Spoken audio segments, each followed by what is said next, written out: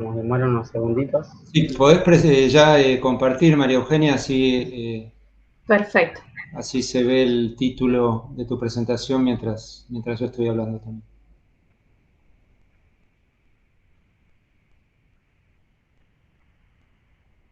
¿Ahí se ve bien? Muy bien, sí. Bueno, grabamos entonces, Carolina. Estamos grabando. Bárbaro.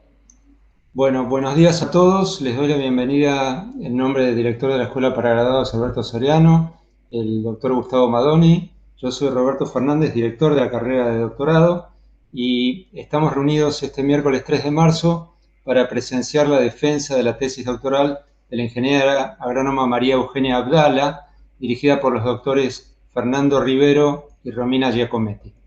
Tenemos el gusto de tener como jurados, a los que les agradezco formalmente, a los doctores Esther Collante Fernández, Claudio Barbeito y Natalia de Miguel. Entonces, sin más, María Eugenia, si estás lista, empezamos con la presentación y te recuerdo que de vez en cuando tenés que hacer esa pausa para preguntar si todos los jurados te están escuchando bien. Adelante. Perfecto. Bueno, muy buen día a todos. Les voy a presentar entonces mi tesis titulada Caracterización de antígenos de excreción-secreción de Trichomonas fetus, rol patogénico y potencial uso diagnóstico. Voy a hacer ahora una breve introducción general sobre mi tema de tesis. La industria de la carne vacuna en Argentina ocupa un sector emblemático debido a su grado de participación en el comercio internacional, a la calidad de sus productos y al grado de involucramiento en las comercializaciones relacionadas con el rubro. Los datos de SENASA son contundentes en considerar la actividad ganadera y principalmente de producción de carne vacuna como algo muy importante para la economía del país, produciendo el 35 al 40% del Producto Bruto Agropecuario Nacional, generando para el año 2018 3 millones de toneladas y participando en un 53% del total de las carnes producidas. La región pampeana es la área ganadera por excelencia, concentrando el 58% de los rodeos bajo cría natural, digamos, extensiva, y produciendo el 80% de la carne del país. Una de las metas de los ganaderos está orientada a aumentar la eficiencia productiva del rodeo de cría, disminuyendo los costos, haciendo así que nuestro sistema resulte sustentable y rentable. Esta rentabilidad va a estar dada por una producción neta de terneros por año, por el peso al destete, por el precio del kilogramo de ternero producido y por el costo que tenemos para mantener el rodeo. Todo esto está relacionado directa o indirectamente con los índices de destete, los cuales tienen valores de 65 a 70% en nuestro país. Esos valores son históricos y sus limitantes para su aumento se deben a aspectos de manejo, nutricionales y sanitarios. Dentro de los sanitarios, lo que son las tasas de reproducción de animales ocupa un lugar muy importante y es donde interfieren lo que son las enfermedades infecciosas de la reproducción, dentro de la cual se encuentra la tricomonosis bovina como una de las más importantes. La tricomonosis bovina, entonces, es una enfermedad parasitaria limitada al tracto urogenital del ganado bovino, es de transmisión sexual y se produce generalmente donde hay cría extensiva y con monta natural. Es ocasionada por el parásito protozoario Trichomonas fetus y el mismo está clasificado de la siguiente manera, de forma taxonómica, compartiendo familia con el género Trichomonidae, donde también se encuentra Trichomonas vaginales, Trichomonas suis y Trichomonas gallinae, que infectan a los humanos, a los porcinos y a las aves de corral respectivamente. El parásito se localiza en el toro, en la superficie de las mucosas, en la cavidad prepucial, sin invadir el epitelio, generalmente en la superficie del prepucio y del pene, pero con el tiempo se llegan a formar criptas donde el parásito puede alojarse y desarrollarse. Con respecto a las hembras, coloniza la superficie del epitelio vaginal y el cérvix, ingresa, digamos, hacia el útero y puede infectar oviductos y también invadir el tejido placentario y el tejido fetal. El parásito morfológicamente tiene una forma piriforme u ovoide, consta de 3 flagelos, que son típicos de la familia Trichomonidae, y además posee un flagelo recurrente, o posterior que se asocia a una membrana ondulante, que tiene 2 a 5 ondulaciones, posee estructuras típicas de su citoesqueleto y algo muy importante que no posee mitocondrias sino hidrogenosomas. En su ciclo de vida presenta diversas formas. Una es de trofosodito, ¿sí? En su forma, digamos, proliferativa, en cultivos axénicos, y otra es de forma pseudoquiste, que es una estructura en la cual los trofosoditos internalizan sus flagelos y forman un organismo inmóvil, pero que carece de estructuras de resistencia típica de los protozoarios. Su reproducción es por fisión binaria longitudinal con un tipo particular de mitosis denominada criptopleuramitosis. Con respecto a la nutrición, metabolismos y estudios metabólicos, podemos decir que se alimentan principalmente por procesos de pinocitosis y fagocitosis, siendo lo principal que consumen bacterias. Llevan a cabo catabolismo anaeróbico de los carbohidratos, aunque son aerotolerantes, y en este punto los hidrogenosomas cumplen un papel muy importante. Y su genoma es el más grande de los descritos hasta ahora para los protozoarios, con 180 megabases, y que está distribuido en 5 cromosomas que se cree que se heredan de forma estable. Disculpas, María Eugenia, Sí. tenemos que hacer ese chequeo. Veo que está todo tranquilo, pero... ¿Van todos bien? ¿Escuchando bien? Evitamos problemas. Muchas gracias. Bien, continúo entonces. Sí, está todo bien. Bueno, con respecto a la prevalencia, podemos decir que es una enfermedad cosmopolita, que está considerada endémica en aquellas zonas donde se produce cría extensiva y con monta natural, como es el caso de Estados Unidos, Brasil, Argentina, España y Australia.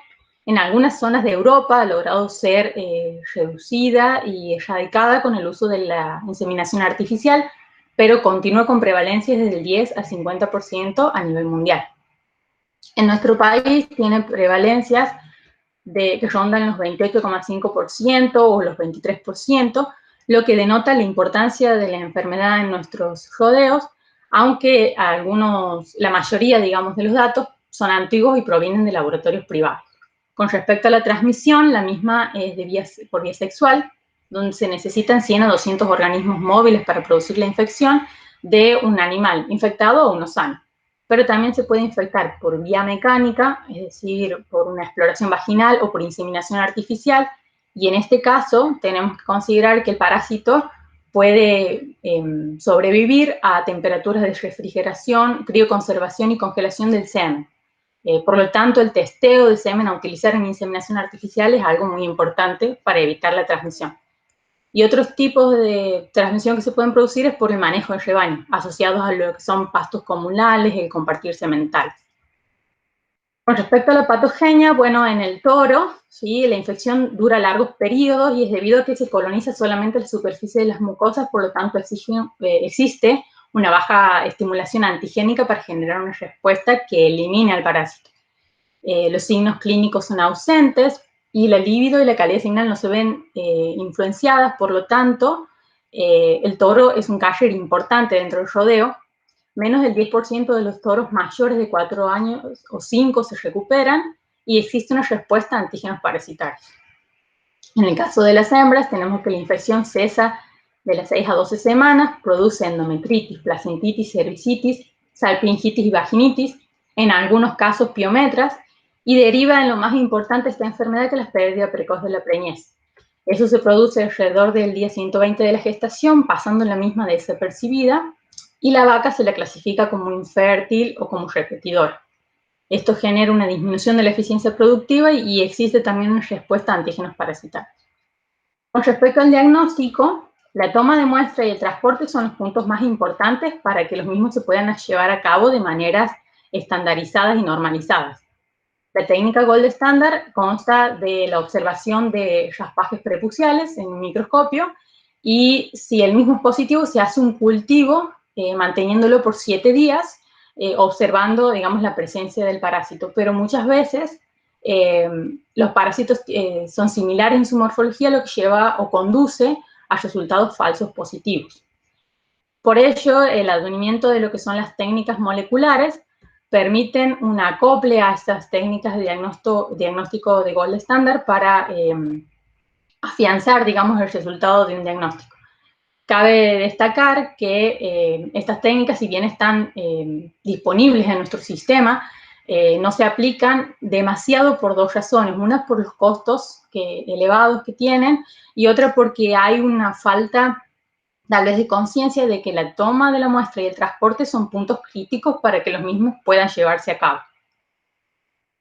Con respecto al manejo, bueno, hay que hacer una prueba de toros y eliminación de positivos e inseminación artificial, pero en los casos que no se pueda aplicar inseminación artificial, hay que tener toros y novillas vírgenes para reposición, hay que controlar el movimiento de los animales y evitar los pastos comunales, y a su vez tener un rodeo con toros jóvenes y diagnosticados constantemente. Con respecto a la vacunación, estas tienden a disminuir los abortos principalmente, y se han trabajado en hembras, vacunas de organismos enteros, de subunidades y recombinantes experimentales, pero hasta el momento ninguna vacuna ha logrado inducir una respuesta inmune que evite la colonización. Con respecto al tratamiento, bueno, actualmente no existe una terapia efectiva contra la tricomonosis bovina. Al principio se aplicaban soluciones antisépticas y fármacos, donde el metronidazol era el más importante, pero actualmente se han reportado resistencia en los mismos, debido posiblemente a metabolismos anaeróbicos, aeróbicos o problemas de dosificación.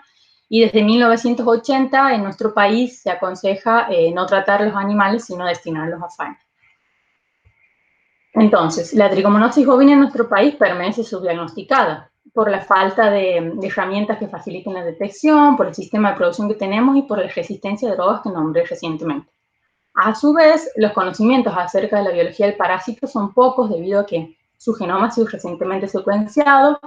Pocos trabajos son enfocados en las bases moleculares de los procesos que el mismo lleva a cabo, y existen estudios en relación a la infección vaginal, algunos enfocados en lo que es el útero y oviducto, pero pocos son en relación a lo que son ovocitos. Por otro lado, tenemos que los antígenos de excreción-secreción han sido estudiados en varios organismos patógenos y parásitos, determinando que son importantes factores de virulencia que intervienen en la supervivencia dentro del hospedador y que han permitido realizar nuevos métodos diagnósticos y monitorear enfermedades. Por lo tanto, nos proponemos caracterizar los AES de Trichomonas fetus, estudiar su efecto sobre ovocitos y evaluar su utilidad diagnóstica. Esto se lleva a cabo mediante 3 objetivos específicos. El primero, de purificación y caracterización de los posibles AES de diferentes aislamientos de nuestro parásito, la evaluación de los efectos de los AES en ovocitos y la evaluación del potencial antigénico de estos AES. ¿Se va escuchando bien? Sí, perfecto, María Eugenia, gracias. Bien, gracias a ustedes. Una pregunta, disculpa, vos no ves a los jurados, ¿no? No, yo veo mi está pantalla. Está bien que sigas preguntando, porque si no, por el lenguaje corporal se nota que va todo en orden. Gracias. Bien. Bueno, el primer objetivo específico era purificar y caracterizar los AES de Trichomonas fetus. Hay que tener en cuenta que los mecanismos de acción patogénica del parásito ha sido estudiado por varios autores y se han determinado ejes principales por los cuales se cree que el parásito genera esta colonización y los procesos de patogénesis posteriores. Los mismos se deben a adherencia y colonización, que está mediado por adhesinas, hidrolasas y glucosidasas, enzimas con actividad citotóxica, dentro de las cuales para nuestro parásito las proteasas, y principalmente las cisteinproteasas, han sido las más estudiadas, y mecanismos de evasión de la respuesta inmune, donde las proteasas extracelulares cumplen un papel muy importante también. Todas estas proteínas han sido descritas previo a la descripción del genoma, y hay que tener en cuenta también que, hablando de los antígenos de excreción-secreción, como proteínas que forman parte del mosaico antigénico del patógeno y responden a mecanismos de agresión parasitaria, los mismos no han sido determinados en su totalidad para Trichomonas fetus. La proteómica es el estudio y comparación del proteoma de un organismo en diferentes condiciones metabólicas, lo que permite determinar por un tipo de proteína si esta aumenta, disminuye o se altera el estado patológico o fisiológico del hospedador, o de la enfermedad.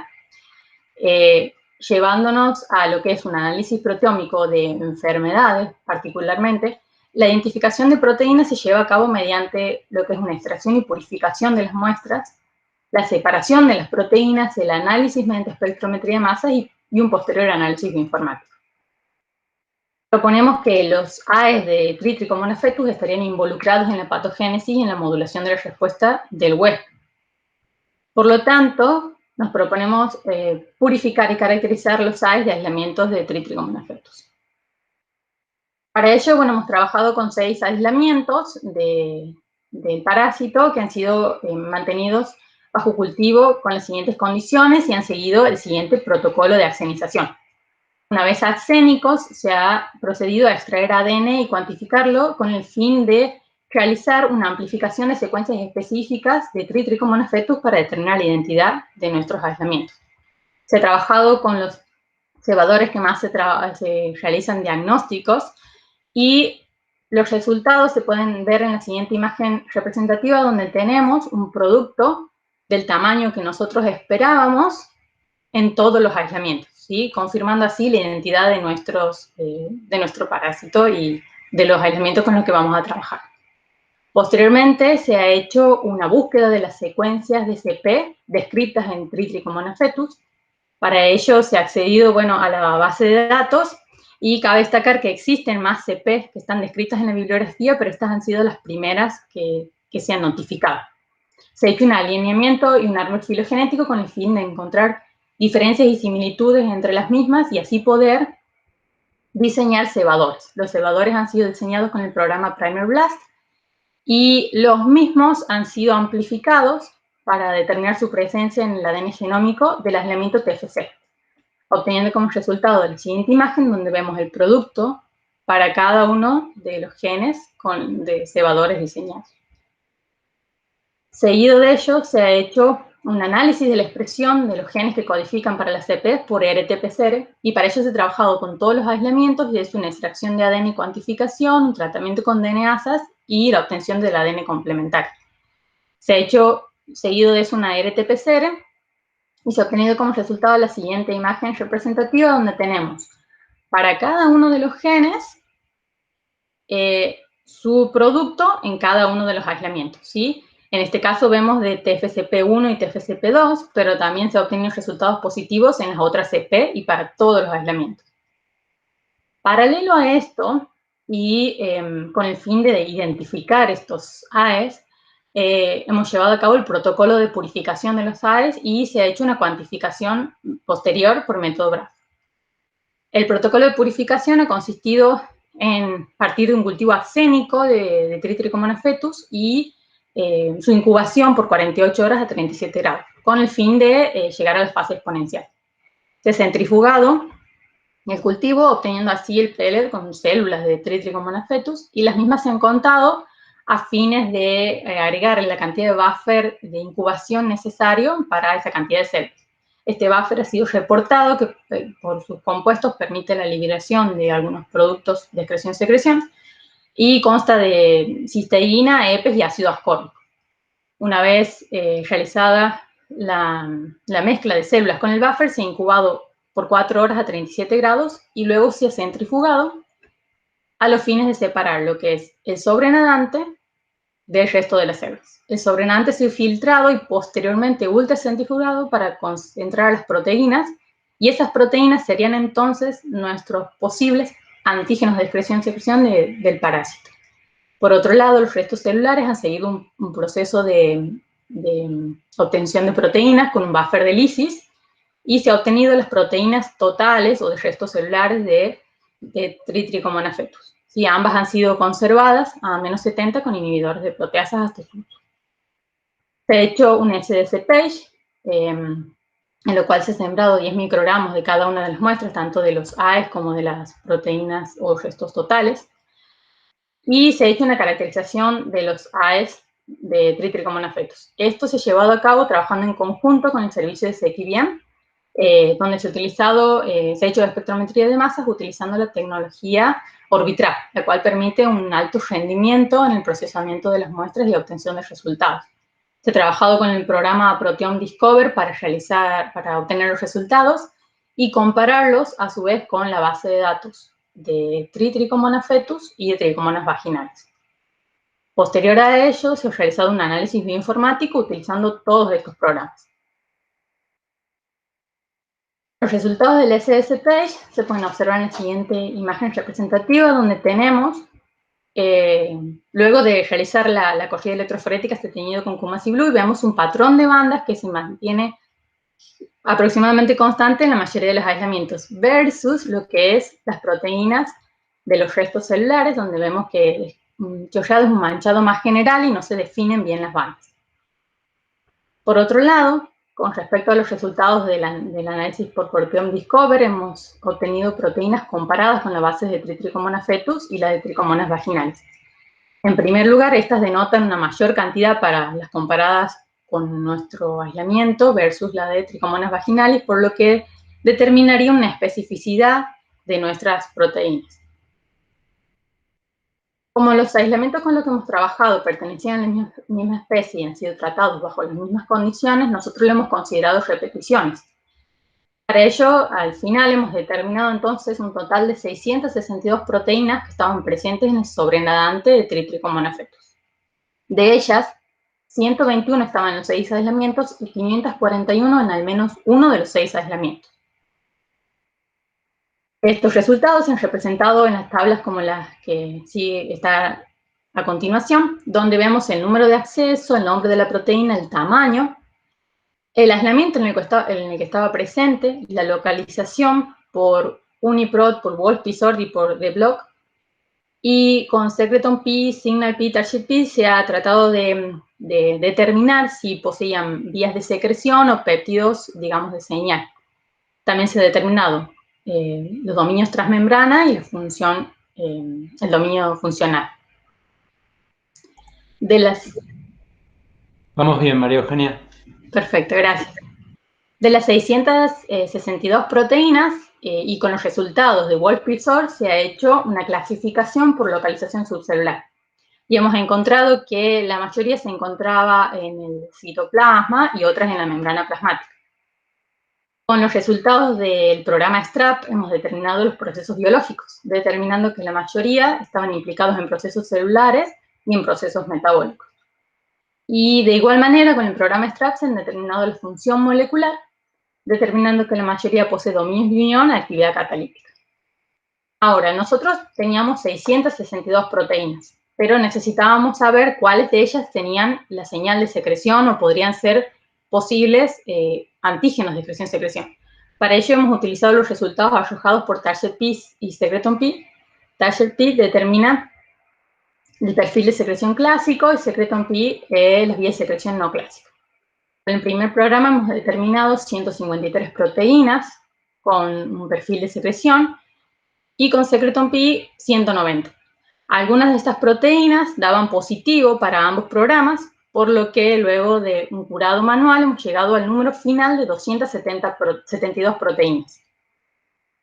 Posteriormente se ha hecho otro curado manual donde hemos eliminado aquellas proteínas que son contaminantes comunes de los procesos de precipitación y ultracentrifugación y hemos llegado al número final de 242 proteínas secretadas por nuestro parásito. Las mismas han sido clasificadas por su actividad y tenemos que la mayoría ocupa el lugar de no determinadas y esto es algo que hay que tener en cuenta porque existen proteínas que aún no han sido determinadas y pueden ser posibles blancos, ¿sí? Antigénicos. Y luego tenemos el grupo de las proteasas, lípidos de membrana, es decir, la mayoría está asociada a lo que varios autores reportan como proteínas importantes, algunos en este parásito y otros en otros parásitos, y necesarias, digamos, para producir la colonización y la infección. Finalmente, la proteína la CP, que ha sido encontrada en mayor cantidad en el análisis de espectrometría de masas, ha sido comparada con la que hemos analizado al principio de las TFCP, no encontrando coincidencias entre ellas. La mayoría se asocia a TFCP3, pero existen aminoácidos que la hacen diferente, por lo que esta CP encontrada por nosotros podría ser un importante blanco o candidato para métodos diagnósticos. Como conclusión, entonces, se ha realizado la primera descripción de los posibles AES de Trichomonas fetus en condiciones in vitro definidas. Las proteínas encontradas tenían funciones biológicas y moleculares variadas e interesantes y a su vez eran específicas de nuestro parásito. Los 9 genes se han expresado en los 6 aislamientos, pero como decía recién, al compararlo con la CP más abundante por espectrometría de masa, no se han encontrado coincidencias. Y la secuencia de CP más secretada junto a otras proteínas candidatas pueden utilizarse para obtener proteínas recombinantes y hacer ensayos inmunogénicos de manera de definir nuevos blancos terapéuticos. Bien, ahora voy a explicar el otro objetivo específico, que era evaluar el efecto de los AES de Trichomonas fetus en ovocitos.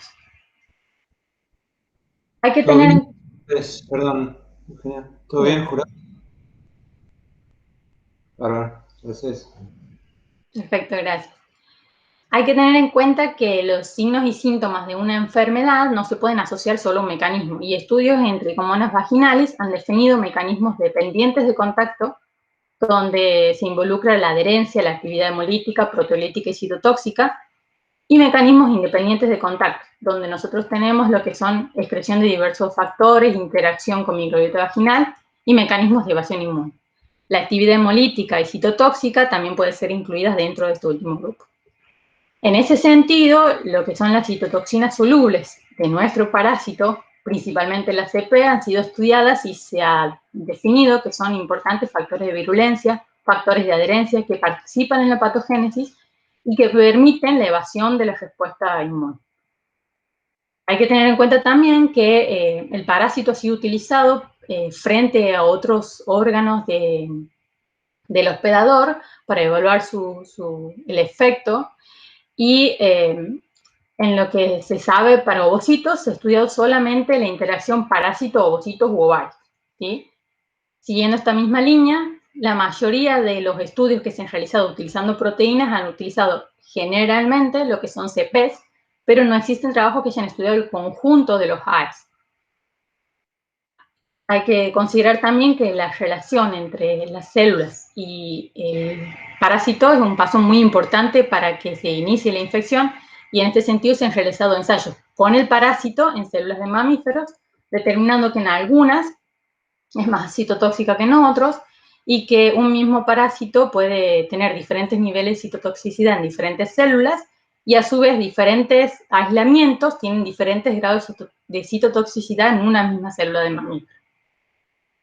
Refiriéndonos a lo que son los AES, tenemos que se han trabajado principalmente con TFCPs y se ha analizado el efecto en células epiteliales bovinas vaginales y uterinas, determinando que son importantes para los procesos de apoptosis y que estos están mediados principalmente por una CP30 que se asocia mucho y es similar a TFCP8. También se ha estudiado el efecto de las mismas en células de trofoblasto bovino y en células epiteliales yeyunales porcinas, realizando ensayos con inhibidores, determinando que disminuye la citotoxicidad. Todo esto ha motivado que muchos investigadores traten de encontrar un modelo experimental para Trichomonas fetus y para la tricomonosis bovina que se ajuste a los efectos producidos en los bovinos, siendo el modelo de Valcé, el modelo mudrino de Valcé, el más susceptible a la enfermedad. Se ha logrado reproducir la enfermedad con bajas dosis de estrógenos y se ha logrado preñar esas hembras, y se ha determinado que la muerte embrionaria ocurrió entre los 5 y 11 días postcoito en hembras Valcé infectadas. Y a su vez, estos estudios que siguen la misma línea han determinado que las lesiones en las hembras preñadas y no preñadas se asemejan a las lesiones experimentales o naturales de los bovinos. Por lo tanto, proponemos que la acción en conjunto de los AES del parásito podrían tener una implicancia sobre el tejido u órgano del hospedador, y principalmente sobre ovocitos u ovarios, que es lo que es una faltante. El objetivo entonces es determinar el efecto de los AES de Trichomonas fetus sobre ovocitos, empleando el modelo murino experimental Valcé. Se ha hecho primero una selección de secuencias de genes marcadores de ratón, donde hemos seleccionado un gen de referencia, genes que son indicadores de estrés oxidativo, de apoptosis y de maduración o desarrollo embrionario. Luego de seleccionar estos genes de la bibliografía, se ha hecho un análisis de la expresión de estos genes por RT-PCR. Estos han sido informados que se expresan en hígado o en ovarios, ¿sí? Nosotros hemos trabajado en primera instancia con hígado para obtener una mayor cantidad de ARN. Se ha hecho la extracción y la cuantificación, el tratamiento con DNAsas y la obtención del ADN complementario, y la RT-PCR ha arrojado el siguiente resultado, donde vemos que existe un producto del tamaño esperado para todos los genes con los que decidimos trabajar. Posteriormente se ha realizado el diseño experimental en el modelo de ratón Balcé. Para eso se ha trabajado con ratones Balcé que han sido mantenidos en condiciones arsénicas, ¿sí? Se ha trabajado con 3 hembras para control y 3 hembras para tratamiento. Se ha hecho en el control una inyección intraperitoneal, digamos, para colocar lo que son intravaginal para colocar PBs en el control y AES en los tratados, ¿sí? AES del aislamiento TF3, con ese se ha trabajado. Luego de 48 horas se ha repetido este proceso y vía intraperitoneal se ha colocado lo que es la hormona gonadotrofina coriónica equina con el fin de aumentar el rendimiento de los folículos ovarios. De esta manera nosotros disminuimos el lote experimental de ratones con los que íbamos a trabajar. Se ha hecho una disección ventral y se ha procedido a la extracción de los ovarios. Se ha realizado, luego de la extracción, la obtención de los ovarios y la eliminación del tejido graso y conectivo, y se ha hecho la extracción de ARN. Se ha hecho luego el tratamiento con DNAsas y la obtención de ADN codificante.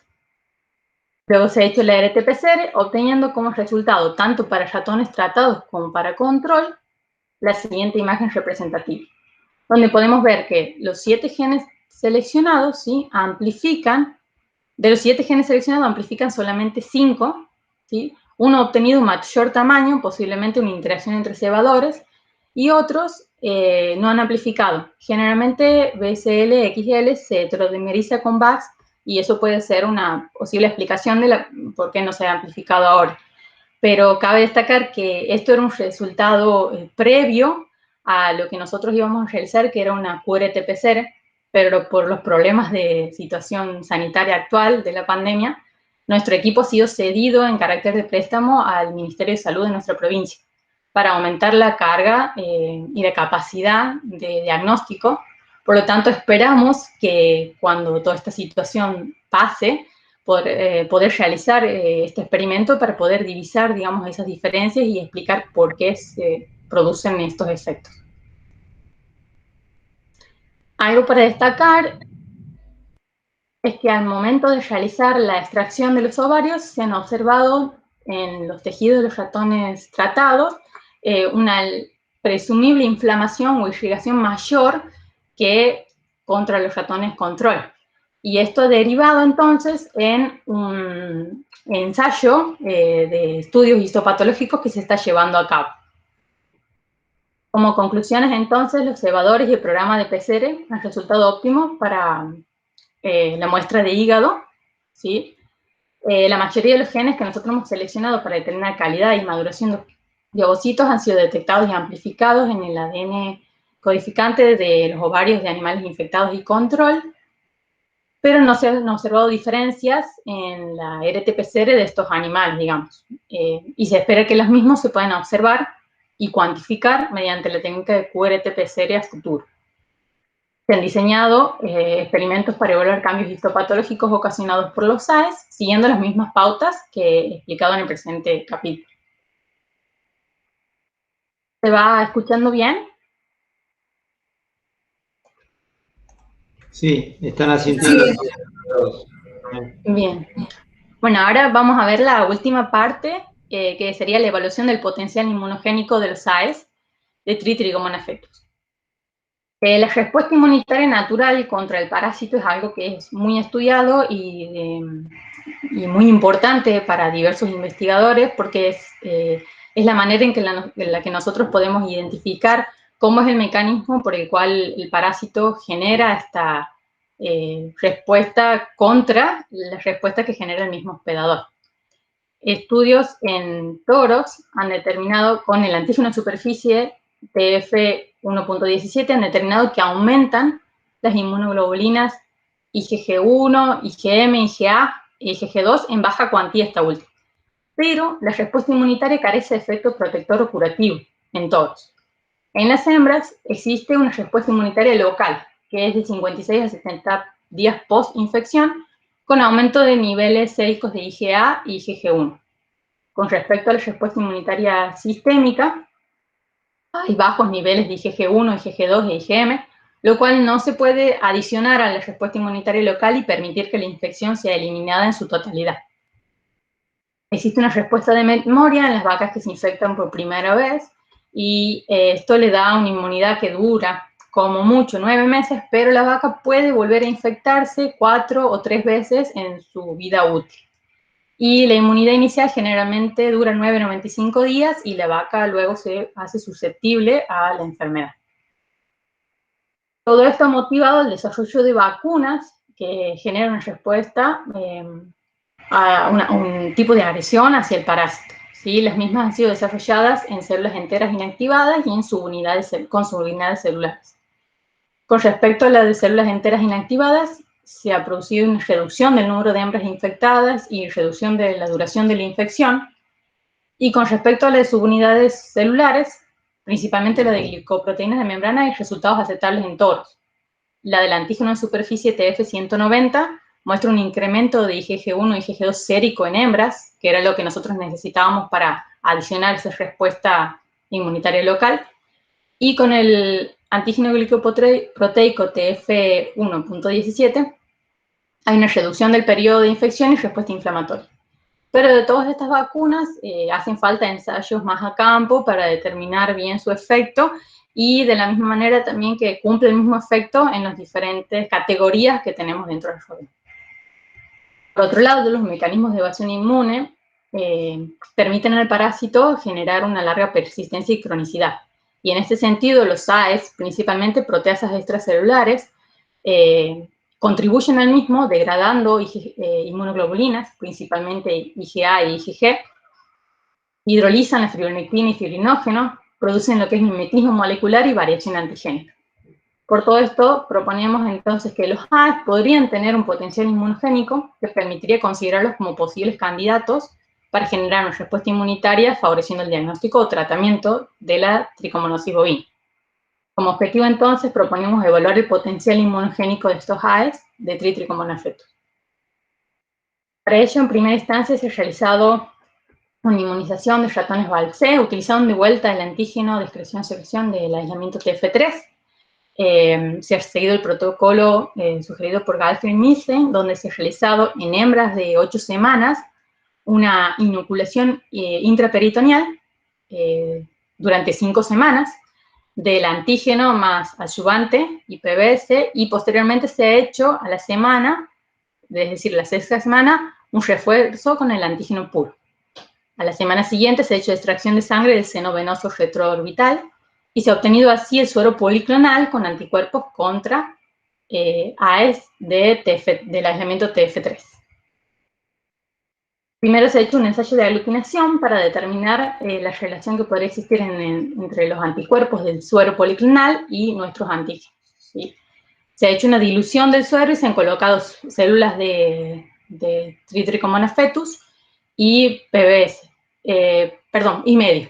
Y en el caso del control se ha colocado PBS, células del parásito y medio. Se ha hecho por triplicado el ensayo para cada aislamiento, en ensayo en placas de microtitulación de 96 pocillos y se ha incubado a 37 grados por 30 y 60 minutos. Y en esos tiempos se ha observado y se ha evaluado la aglutinación y la pérdida de movilidad. Como resultado se ha obtenido, para todos los aislamientos se ha obtenido resultados aceptables, pero en el aislamiento TF3 y TF2 y TF3 es donde se ha observado una mayor cantidad de aglutinación. Y vemos entonces cómo hay una respuesta, un reconocimiento del anticuerpo hacia el antígeno. Seguido de ello se ha hecho un ensayo de spot blot utilizando sueros de toros positivos a tricomonosis bovina. Ese suero se ha testeado con AES del aislamiento TF0, con el resto de las células del aislamiento TF0, Células de TF0 lisadas son todas las células de tricomonas que no han sido separadas con el sobrenadante y los restos celulares. Es todo en conjunto. Y un control inespecífico. Los resultados del mismo se observan en esta imagen representativa donde tenemos que existe una marca, una respuesta, es decir, un reconocimiento del anticuerpo presente en sueros de toros positivos a los AES del elemento TF0. Estos son los sueros con los cuales se ha trabajado, es un lote de 10 sueros, y se ha obtenido una respuesta en todos, en algunos en mayor cantidad, pero la respuesta es significativa en todos. En el PL no se ha observado una respuesta tan marcada, y con respecto a las células de TF0 lisadas, se ha observado una respuesta posiblemente a la adición, digamos, de los dos efectos. De la misma manera, se ha hecho un spot blot utilizando ahora el suero policlonal que hemos generado para ver si es capaz de detectar los AES, nuestros AES de los aislamientos, y a su vez se ha repetido el ensayo con los toros, pero ahora con los AES de los demás aislamientos. El resultado del ensayo con el suero policlonal ha determinado que es capaz de reconocer los antígenos del aislamiento TF3 como de los demás aislamientos, ¿sí? El suero preinmune de Valse ha sido utilizado como control, donde se observa no se observa, digamos, la misma intensidad de marca que hemos observado nosotros en los sueros policlonales. Y con respecto a lo de bovinos, observamos también que, como venía pasando, existe una respuesta con el aislamiento TF0 y una respuesta con los demás aislamientos. Finalmente se ha hecho un Western blot de todos los AES, de todos los aislamientos. Se ha hecho un gel para cada aislamiento, donde se ha sembrado por triplicado los AES y por duplicado el PEL. Se ha hecho la transferencia y la inmunodetección utilizando solamente el suero policlonal y como control el suero preinmune. El resultado se puede observar en la siguiente imagen representativa. En este caso vemos el resultado del aislamiento TF3. En la primera calle, bueno, está el marcador. En esta calle que dice A1 se encuentra lo que es el AES del aislamiento TF3. Luego tenemos el suero policlonal y luego el anticuerpo secundario. En la calle que dice A2 está los AES del elemento TF3 y el anticuerpo secundario solamente. El A3 es la calle donde está los AES del elemento TF3, el suero preinmune y el anticuerpo secundario. Y en el caso que dice P1 y P2, estamos trabajando ya con el pellet, ¿sí? Es el pellet del aislamiento TF3, el suero policlonal y el secundario, y la siguiente es solamente el pellet del aislamiento TF3 y el secundario. Ahí vemos que existe un patrón de bandas más marcado en lo que respecta a lo que es los AES versus lo que es el pellet, similar a lo observado en el SDS page. Y este es el resultado de la tira, digamos, de A1 de todos los aislamientos, ¿sí? Donde observamos que si bien hay patrones que están más marcados, existe un patrón que se mantiene en todos los aislamientos, como es el caso cercano a los 70 kilodalton, cercano a los 34-35 kilodalton y a los 63-60 kilodalton, ¿sí? Hay que destacar aquí que, como les nombraba al principio en el ensayo de aglutinación, tenemos que el patrón de bandas es similar en el aislamiento TF2 y TF3. El TF0 y TF1 tienen un patrón de banda similar, y lo mismo pasa con 4 y 5. Y a su vez, de acuerdo al ensayo que hemos hecho nosotros en el primer objetivo específico, podríamos inferir la identidad de ciertas proteínas. En este caso, las de estas bandas se pueden asociar a HCPs, las siguientes a adesinas y estas ACPs, pero falta un ensayo más exhaustivo donde se realice un corte de banda y una espectrometría de masas de la misma para determinar la identidad. Como conclusión, entonces, la técnica de aglutinación ha mostrado una marcada diferencia relacionada a la especificidad del anticuerpo y una cierta correlación con los resultados de Western blot. Los ensayos de spot blot han permitido determinar el potencial antigénico de los AES al detectar los anticuerpos presentes en sueros de toros positivos a tricomonosis bovina. La obtención de suero policlonal ha permitido o ha demostrado ser capaz de detectar los AES del aislamiento del cual se ha producido y el de los restantes. Los ensayos de Spot blot y Western blot han mostrado una marcada respuesta positiva por el suero policlonal. Entonces, los productos de excreción-secreción pueden ser considerados potenciales candidatos para el diseño de nuevos métodos de diagnóstico. Finalmente, y como conclusiones finales, ¿vamos bien ahí? ¿Me están escuchando bien? Sí, perfecto, Kenia. Bueno, al desarrollar el objetivo específico 1 se ha caracterizado por primera vez el perfil completo de las proteínas liberadas por el parásito y se ha identificado los potenciales AES a través de un minucioso análisis bioinformático. Las proteínas que nosotros hemos encontrado estaban implicadas en procesos patogénicos del parásito, por lo que podríamos inferir ciertos mecanismos moleculares. Del objetivo específico 2, bueno, los resultados no han sido muy concluyentes sobre el efecto de los AES en ovarios de ratones Balcé, e indirectamente sobre la calidad y viabilidad de ovocitos. Pero lo observado a nivel tisular ha motivado el desarrollo del trabajo que se está llevando a cabo con respecto a estudios histopatológicos. Se espera a futuro poder realizar o completar, digamos, este objetivo con ensayos de QRT-PCR a fin de poder observar las diferencias que esperamos entre los ratones tratados y control. En el objetivo específico 3 hemos demostrado el potencial inmunogénico de los AES y se han sentado las bases para la evaluación de su rol patogénico utilizando un modelo murino Balcé. Las proteínas que hemos identificado tenían un potencial para ser considerados posibles bancos antigénicos para el desarrollo de nuevos métodos diagnósticos y terapéuticos. Esto permitiría la detección de los AES con una baja presencia o carga parasitaria, ¿sí? Porque al detectar los AES que se liberan al medio, esto representaría un diagnóstico in situ y tendríamos grandes ventajas para lo que es el manejo del productor y lo que es las técnicas y las ventajas económicas. Los resultados del objetivo específico 1 y 3 se encuentran en revisión para su publicación y se prevé continuar con el proyecto de esta tesis para detectar los AES con un perfil inmunogénico mayor y poder diseñar entonces un método diagnóstico que sea más práctico, viable y eficiente a los disponibles en la actualidad. Muchas gracias. Bueno, gracias a vos, Eugenia. Entonces ahora, perfecto, te iba a pedir que dejaras de compartir. Vamos a pasar a la fase de preguntas de los jurados.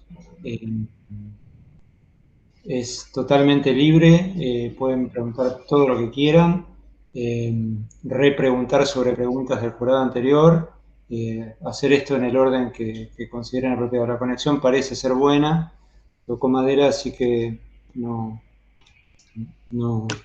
estoy sugiriendo ningún orden particular. Claudio, Natalia, Esther.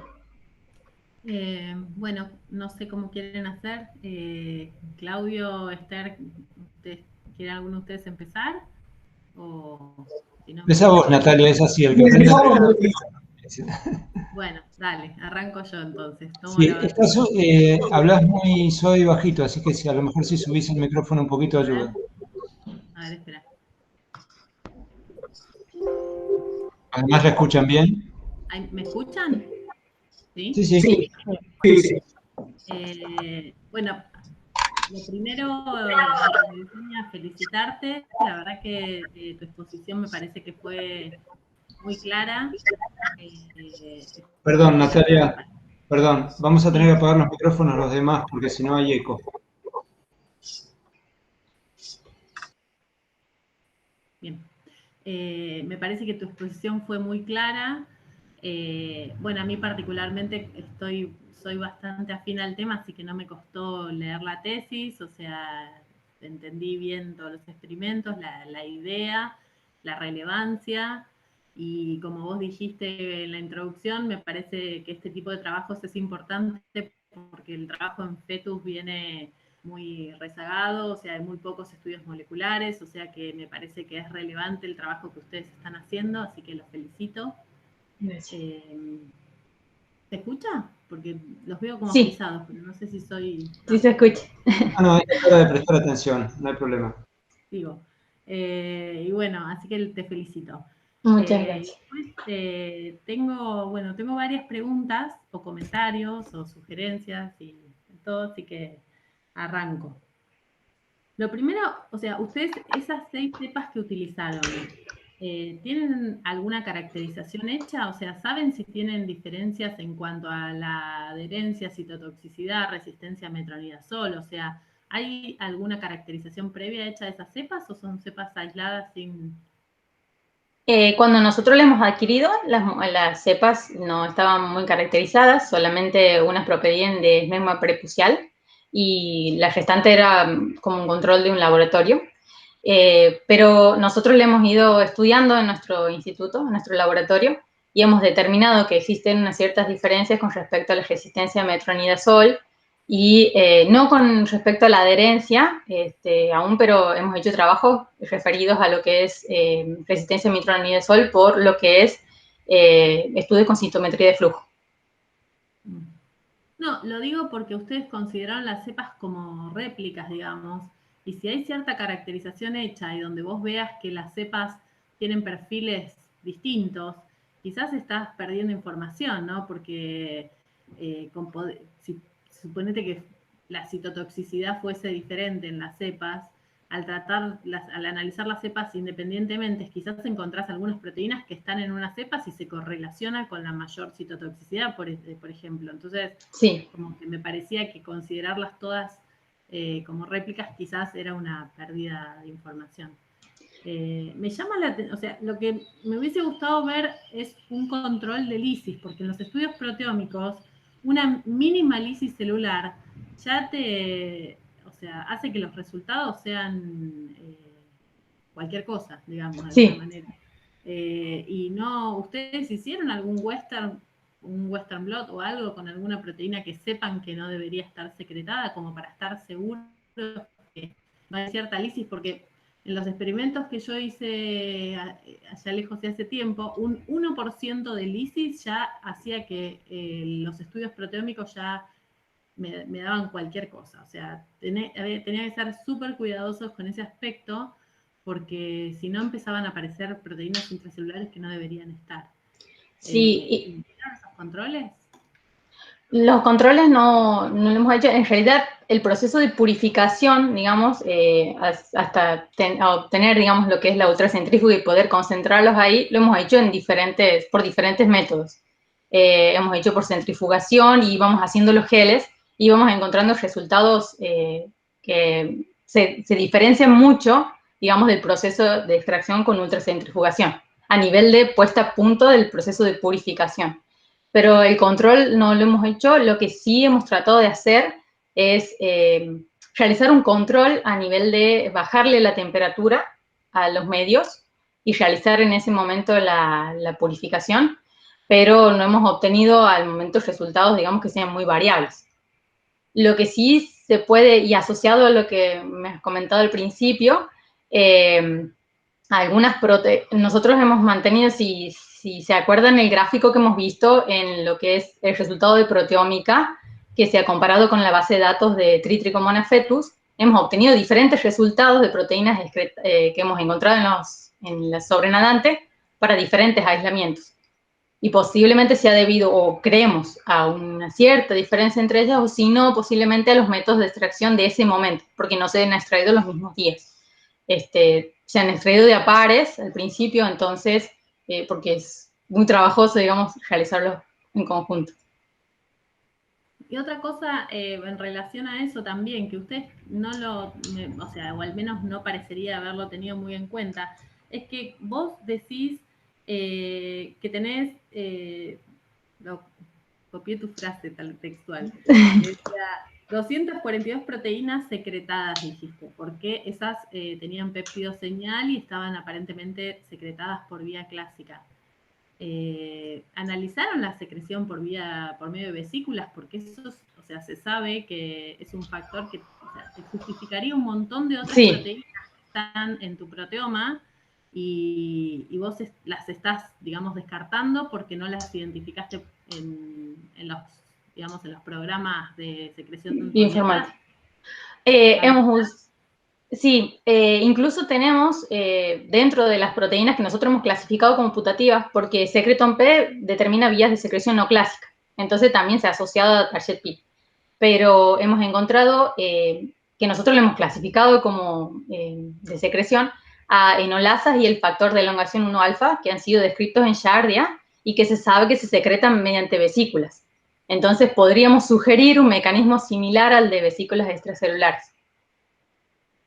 Sí, yo lo que me refería, digo, pensando quizás en la publicación o un trabajo. O sea, sí. Nosotros, no es que quiero que vayas con mi trabajo, solo mi intención es enriquecer tu análisis, sí. nada más. No, la verdad que a nosotros nos ha... El toma de vesículas de tricomonas vaginalis, o sea, eso te apoyaría bastante la presencia de esas proteínas ahí en fetus. Sí, a nosotros nos ha llamado mucho la atención y también sí lo hemos considerado, incluso yo lo pongo en la tesis porque sugiero que existen mecanismos similares a los que se producen en tricomonas vaginalis mediante vesículas de excreción. Sí, así que... Claudio, Esther, ¿quieren ir preguntando? Porque si, yo después sigo así. Tengo otras, pero para que lo hagamos más dinámico, digo, si quieren. Bueno, si quieren, continúo. Bien, antes que nada, te felicito, realmente muy buena la exposición, muy clara, lo difícil que es la exposición en la virtualidad, hasta la gestualidad. No sé si sos docente, pero si no pareciera, realmente me gustó mucho la presentación, el orden, como decía Natalia, la escritura de la tesis fue clara. Me pareció realmente una tesis muy bien presentada. Tengo 2 o 3 aspectos de la presentación que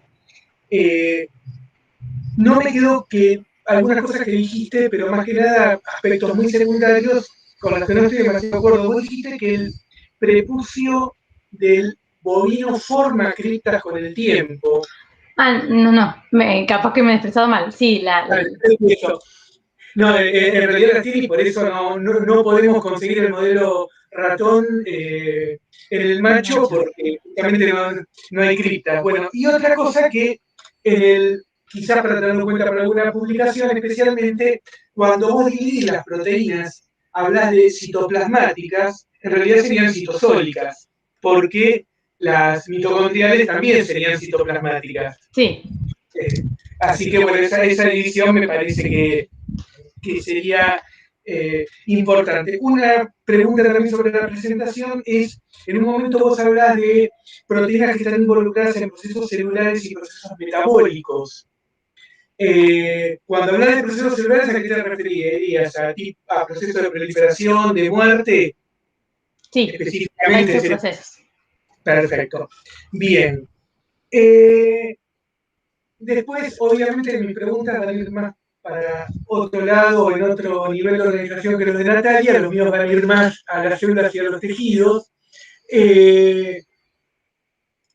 Por un lado, te quería preguntar un poco sobre cuando hicieron el experimento con ovocitos, si en los ovocitos, más allá del estudio molecular, que decías que obviamente la pandemia, como tantas otras cosas, complicó la prosecución, cuando vos veías los ovocitos, o sea, si había, por ejemplo, alguna alteración, especialmente pienso en alteraciones en la pelúcida, pensando que lo estás enfrentando a proteasas, a glicosidasas. ¿Notaron algo en ese aspecto en la morfología del ovocito, si era diferente? A nivel, digamos, microscópico no lo hemos observado los ovocitos porque al momento de extraerlos, digamos, le hemos sacado el ARN rápido, pero lo que sí hemos logrado observar, digamos, es que en un principio, a pesar de que ambos han sido estimulados con la hormona gonotrofina coriónica equina, ambos en los tratados teníamos mayor tamaño y teníamos mayor coloración como mayor irrigación también en los ovocitos. Ajá. Bien. En los estudios esos de más microscópicos sí los tenemos para realizar, completando lo que son los ensayos histopatológicos de todos los cortes de tejidos. Claro, ahí creo que sería muy importante porque cuando nosotros hacíamos la inoculación de trico, además de las lesiones, encontrábamos una gran cantidad de resorción embrionaria e inclusive en algunos casos menor cantidad de embriones. Entonces sería muy interesante ver qué pasa con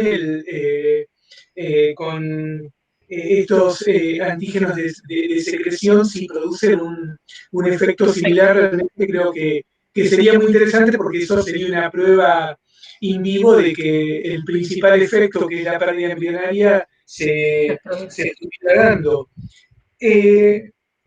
Otra pregunta. No trabajaron con ningún aislamiento hecho ni de cerdo ni de gato, ¿no? No, no. Bien. Sería interesante, pero no son tan fáciles de obtener. Conseguir, sí. Claro. Bien, por el momento para mí estaría, después veremos si de otro comentario sale alguna otra pregunta. Realmente, bueno, nuevamente felicitarte a vos. También que a partir de tu formación original de grado, que sos agrónoma, realmente has conseguido una tesis donde tenés aspectos muy bioquímicos, aspectos de patología animal, tenés aspectos muy distintos y evidentemente lograste una reunión muy importante de todo, y obviamente ahí también felicitar a la tarea de tus directores, que me imagino que ha sido importante para lograr eso. Gracias. Bueno, así que la dejo a Esther. Muchas gracias, Claudio. Pues nada, buenos días a todos, y en primer lugar, y al igual que el resto del tribunal, lo que me gustaría, pues en primer lugar, agradecer la invitación para formar parte de este tribunal para juzgar la tesis de María Eugenia, y bueno, felicitar a los directores y a la tesista por la tesis presentada y también por la presentación, que me ha gustado mucho. Creo que bueno, has resumido perfectamente tu tesis, que muchas veces es complicado, tantos resultados y tanto conocimiento, saberlo transmitir y de la forma que lo has hecho, así que te felicito. Y nada, para mí también es una satisfacción pues el poder estar en este acto académico, aunque ahora son actos académicos online, porque bueno, es verdad que es un acto, digamos, en el que tienes que disfrutarlo porque vas a alcanzar el grado más alto que se da en la universidad, ¿no? Que es el de doctor. Entonces, enhorabuena, porque creo que es un acto, aunque sea online, es un acto importante y es un acto muy bonito. Y nada, pues ahora toca el turno. Más que preguntas, pues también me han surgido muchísimas sugerencias y creo que tenéis mucho campo para seguir investigando en este parásito que, bueno, nosotros desde España muchas veces seguimos un poco a la cola las investigaciones que hacéis en Argentina, porque realmente pues nosotros desde hace poquitos años hemos visto que realmente era un problema también aquí en España, ¿no? La tricomonosis bovina. Y bueno, la verdad es que he leído con detalle tu tesis, he disfrutado con la lectura, creo que también es una tesis muy bien organizada, bien escrita. También felicitarte porque has hecho una revisión muy minuciosa de la bibliografía y de las técnicas, la discusión también me ha gustado bastante. Y bueno, en cuanto a las preguntas o sugerencias, algunas ya las ha comentado Natalia, y creo que abre también un campo en el que la tricomonosis para nada se ha investigado, que es toda la variabilidad que puede existir entre los diferentes aislados. Es algo que, pues bueno, son estudios los que existen muy antiguos y que ahora mismo, pues con el potencial que tenemos de todas las técnicas proteómicas, genómicas, digamos, ómicas, que ahora mismo podemos tener acceso, es un campo que yo os animo a seguir profundizando, porque tú realmente ya has intuido que, bueno, había proteínas en el primer estudio, que para mí es un estudio muy importante y muy completo, que habéis caracterizado todas esas proteínas que se secretan y se excretan, pero ya has visto cómo en determinados aislamientos pues no estaban presentes, mientras que otras no. Entonces, yo creo que es un campo, desde mi punto de vista, pues totalmente inexplorado y muy interesante. No sé si tenéis previsto seguir profundizando o os habéis fijado en qué proteínas están presentes en unos aislados o las habéis intentado, pues no sé, asociar con un mayor crecimiento en cultivo como una primera aproximación, o os habéis fijado en estas diferencias. En principio, bueno, lo que he hecho para determinar y seguir, digamos, con la investigación, he determinado aquellas proteínas que se compartían en todos los aislamientos, como es el caso ha habido una que en la espectrometría de masa tenía la mayor cantidad de hits en todos los aislamientos, y era la GRP78, ¿sí? Que es de la familia de las HCP70. Entonces, esa proteína la hemos tomado como candidata.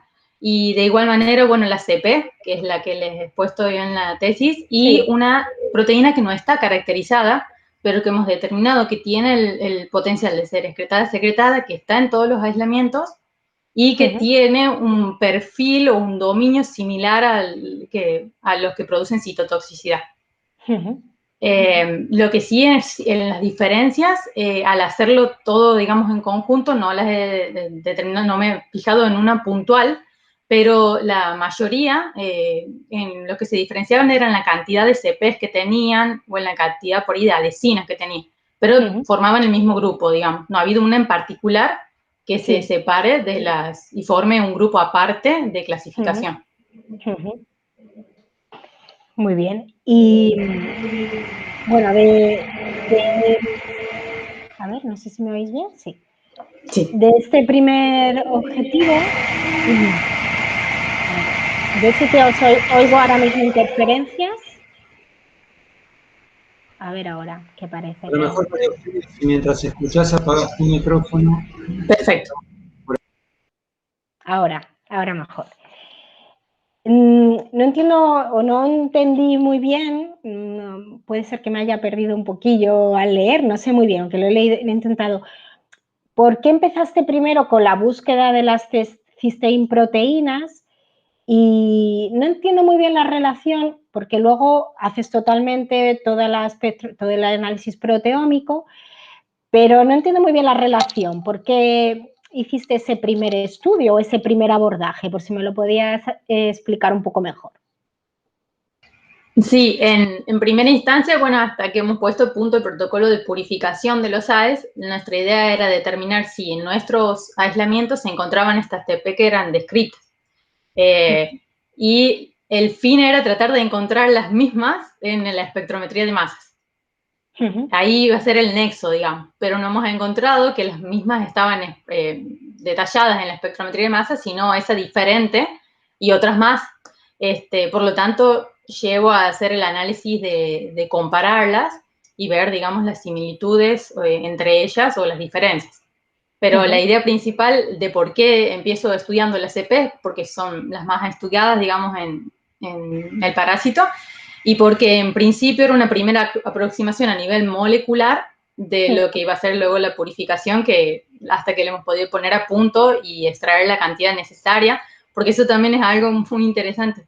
Se necesita mucho material, digamos, para poder determinar las proteínas por espectrometría de masa.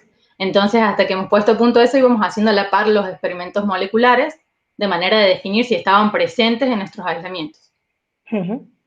Sí, bueno, solamente comentarte que muchas veces los resultados que se obtienen por técnicas como la que has hecho tú, a lo mejor por RT-PCR y luego con la proteómica, pues a nosotros, por ejemplo, en otro parásito que es Neospora, nos pasa bastante. O sea, que no es que no estén, sino que, pues bueno, tú estás mirando diferentes cosas, ¿no? En una cosa estás mirando expresión de genes y en otra puede ser que en el momento en el que estés estudiando, pues esas proteínas no se hayan secretado, ¿no?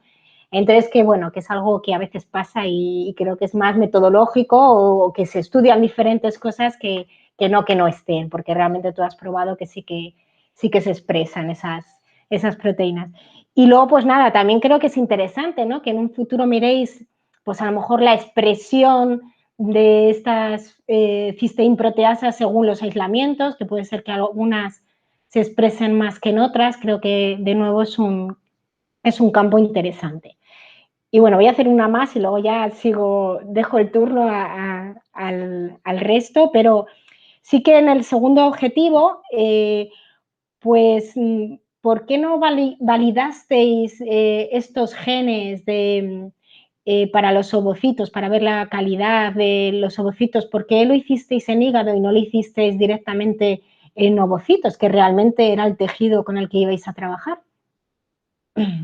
Sí, está reportado que los genes se expresan en los dos tejidos, en hígado y en ovocitos, pero el problema de los ovocitos es que necesitaba un lote muy grande de ratones para poder tener una cantidad importante de ARN para poder realizar o ver la expresión de los genes.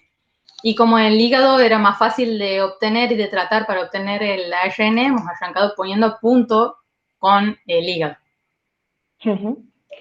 Y respecto un poco en esto también, el resultado que obtuviste en los ovocitos, que nos has presentado la imagen del gel de la electroforesis, eran los ratones, me imagino, tratados con los AES. En los ratones no tratados, también viste que, porque en algunos no detectaste estos genes o viste también que amplificaban en otro tamaño. ¿Los controles cómo se comportaron? Porque no me ha parecido encontrarlo. No, los controles he obtenido el mismo resultado en control y tratados. Eso ha sido el mismo resultado. No sé si ha sido una cuestión de la técnica de extracción o si no al momento de realizar, digamos, la infección, o si no que no se han notado tanto las diferencias en una PCR que es cualitativa versus la cuantitativa que teníamos esperado realizar. Yo tenía también anotada el mismo comentario que Esther, porque decir, no se pudieron observar diferencias en la RT-PCR de los tratados y los controles, pero nosotros no podemos ver los controles. Entonces es importante que aunque te hayan dado igual, esa figura esté también, porque si no podemos decir eso, digamos, como que faltaba información. Yo también tenía el mismo comentario que hay que estar. Disculpa que me metí. No. Y bueno, yo paro aquí ahora de momento y para que mis compañeros tengan también oportunidad de comentar. Esa es la idea, Natalia, que haya repreguntas y discusión, digamos. Estas defensas no son un trámite, se pueden preguntar lo que quieran, es el momento en que están con una casi colega, todos con el mismo tema en la cabeza, y es el momento de hacer las sugerencias que quieran, enriquecer futuras publicaciones. Para eso estamos aquí. Yo tengo un par de comentarios más. ¿Por qué cambiaron de aislamientos? En algunos ensayos lo hicieron con TF0, otros con TF3. ¿Por qué eligieron TF3? ¿A qué se debió eso?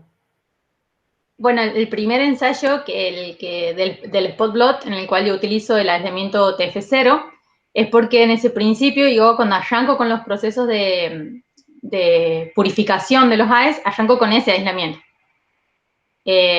Luego, cuando hacemos esos ensayos inmunogénicos al principio y determinamos el potencial, digamos, que tenía el suero de un toro positivo a detectarlos, decidimos hacer el suero policlonal en el ratón para poder comparar, digamos, los demás aislamientos. Y no hemos trabajado con el 0 en este caso, sino con el 3 para hacer el suero policlonal, porque el 3 ha sido el que mayor cantidad de proteínas me ha arrojado en el ensayo de espectrometría de masas. Entonces, como el que tenía mayor cantidad de proteínas, decimos vamos a ponerle ese y con ese vamos a comparar. Por eso después al final decidimos repetir el ensayo del suero de toro positivo con todos los aislamientos.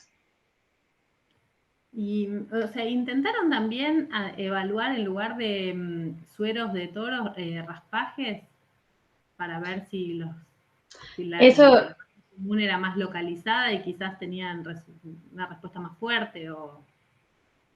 Bueno, eso es algo que es una línea, digamos, que es la que va a continuar ahora de la tesis, porque el fin está en determinar si estos antígenos pueden detectar, digamos, estos anticuerpos pueden detectar los antígenos en los raspajes prepuciales, de manera de que ahí lo asocio, digamos, a un diagnóstico más in situ, en el cual el trabajo del productor no sea poner la vaca en el cepo, muestrearla y después volverla a encerrar si es que da positivo, sino que diagnosticarla en el momento. Y en relación a eso, entonces, probaron, ya sé que me vas a decir que no, que es lo que efectivamente, pero estaría bueno el suero este que ustedes obtuvieron de AES con las no patógenas, ¿no? Con las hormonas no patógenas que pueden estar presentes. Sí, eso sí lo vamos a hacer, y lo que sí también... La tetratricomona. Claro, para asegurar más la especificidad del parásito. Claro. Lo otro también que vamos a hacer, como trabajamos... A mí lo que... Sí. No, perdón, seguí. Porque nosotros lo que vamos a hacer también, como trabajamos con suero policlonal, la idea es determinar estas proteínas que yo les nombraba al principio, por ejemplo, la GRP78, la CP, esta no caracterizada, que se demuestra que se secreta y tiene un potencial para producir la patogenicidad, en vez de generar un suero policlonal con todos unos AES, un suero monoclonal. Entonces, también eso lo harían. El policlonal probablemente tenga proteínas compartidas con la no patógena y te las detecte igual, ¿no? Bueno. Y otra curiosidad. ¿Intentaron inmunoprecipitar con el suero, con las AES, a ver cuáles son las proteínas que, con el suero que obtuvieron, a ver cuáles son las proteínas que te bajan? Sí, eso también lo íbamos a hacer. Por eso no. Pero ¿intentaron inmunoprecipitar con los sueros de los toros? Con la fracción de AES, saber cuáles son las proteínas que te bajan y cuáles son las inmunogénicas.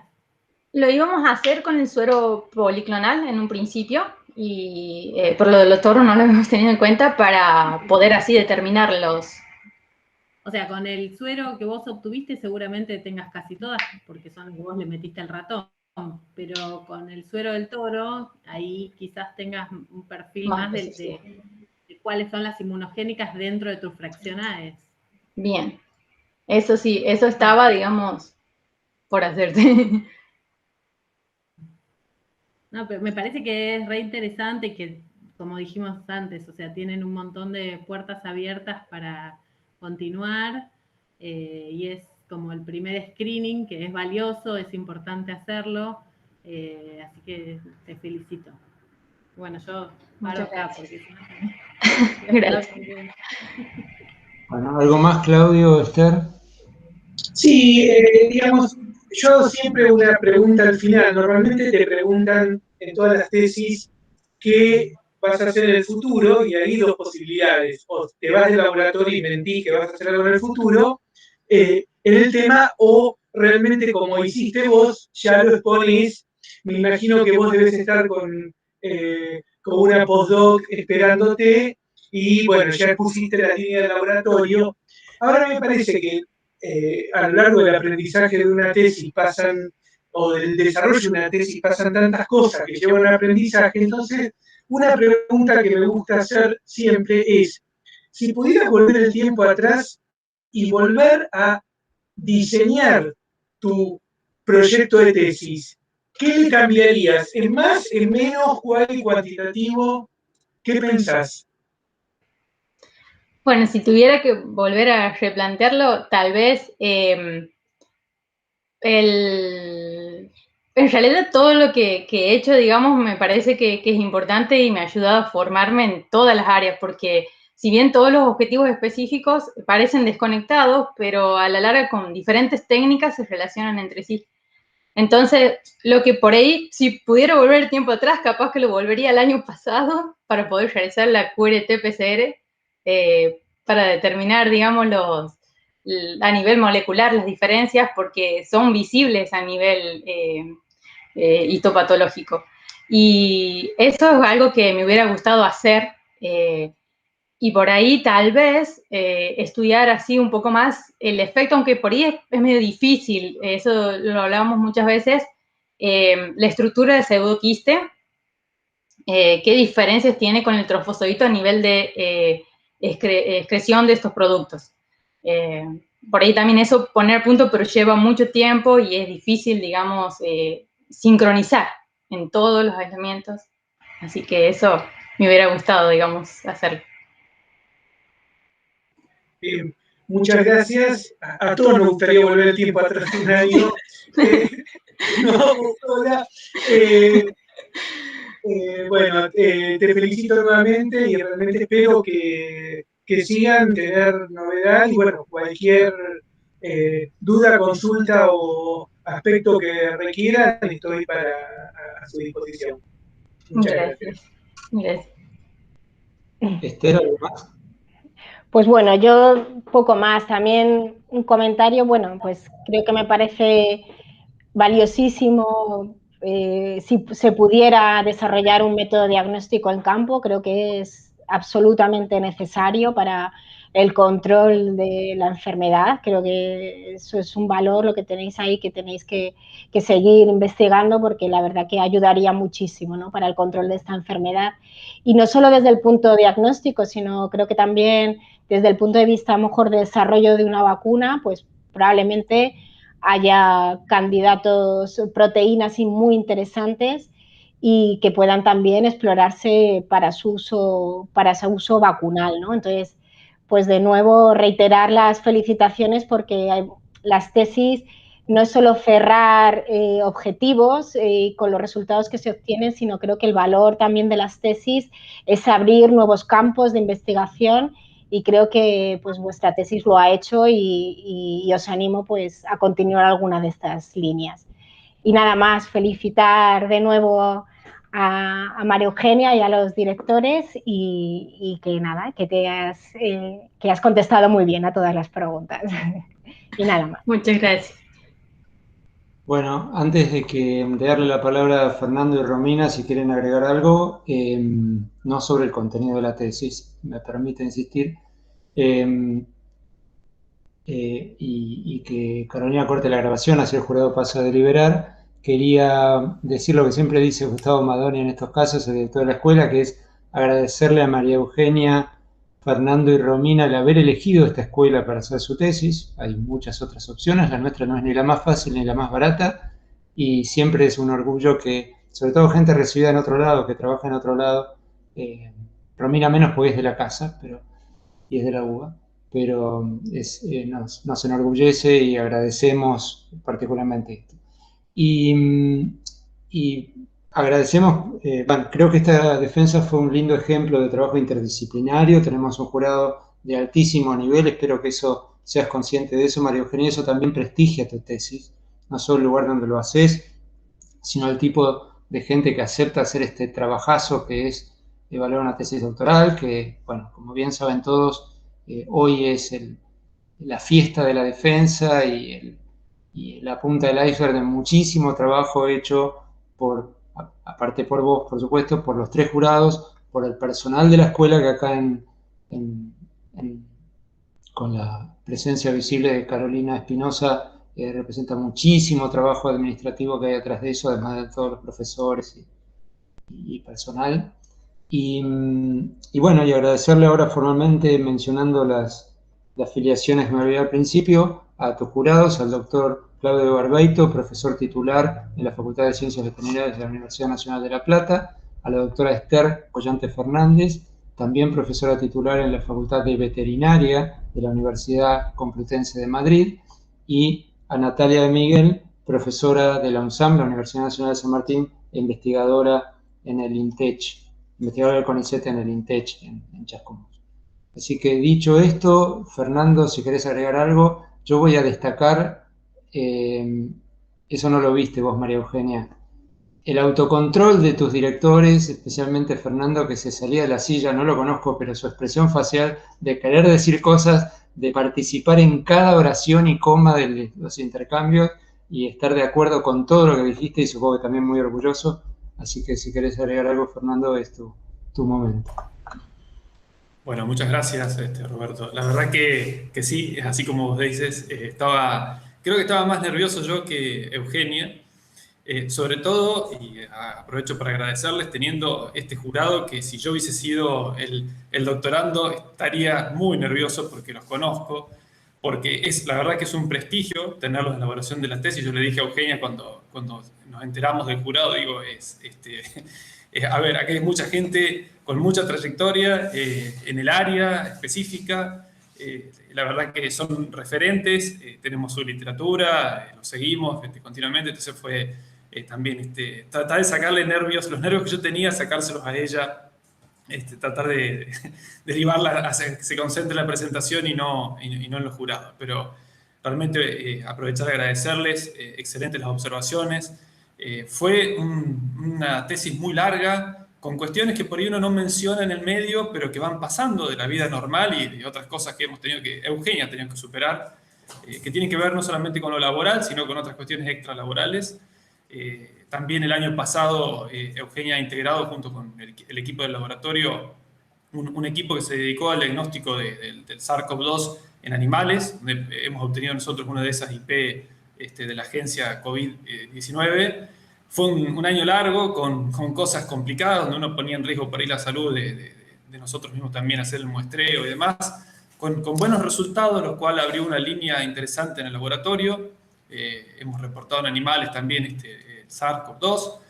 Y la verdad que agradecerle a Eugenia, no solamente porque por todo el trabajo que ha hecho. Hay una anécdota, nosotros comenzamos a trabajar en Trichomonas fetus de la forma que creo que tendríamos que empezar a hacerlo todos para poder entender cómo se hace el diagnóstico.